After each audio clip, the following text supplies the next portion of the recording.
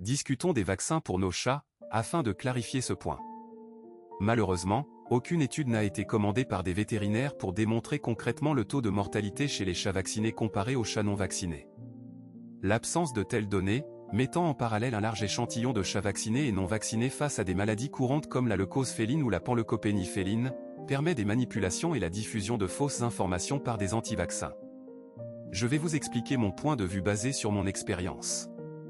Premièrement, mon expérience professionnelle en clinique vétérinaire m'a permis d'observer une différence significative entre le nombre de chats vaccinés et non vaccinés atteints de maladies virales courantes.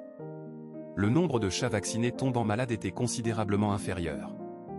Il est important de préciser que cette observation est basée sur une statistique personnelle et non sur une étude scientifique rigoureuse. Deuxièmement, il y a une confusion fréquente entre la transmission des virus chez les chats et chez les humains.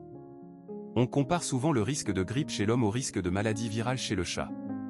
Or, la réalité est différente. Contrairement à l'homme, où certaines maladies ont été éradiquées ou maîtrisées grâce à la vaccination, la plupart des maladies virales félines, comme la panleucopénie féline ou la leucémie féline, restent très répandues en France.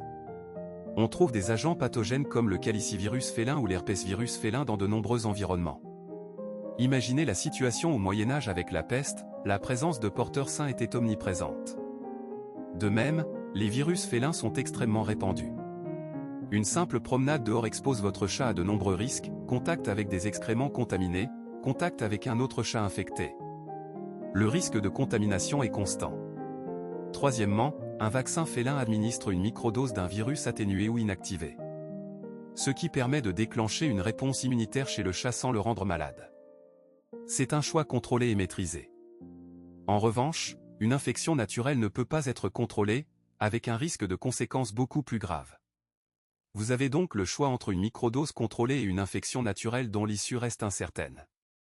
Enfin, il est essentiel de rappeler qu'il ne faut vacciner qu'un chat en bonne santé, après un examen vétérinaire et une période d'observation d'au moins 2 semaines pour s'assurer de l'absence de signes cliniques. Un chat malade ou immunodéprimé ne pourra pas développer une réponse immunitaire efficace, et la vaccination sera alors inefficace, voire dangereuse.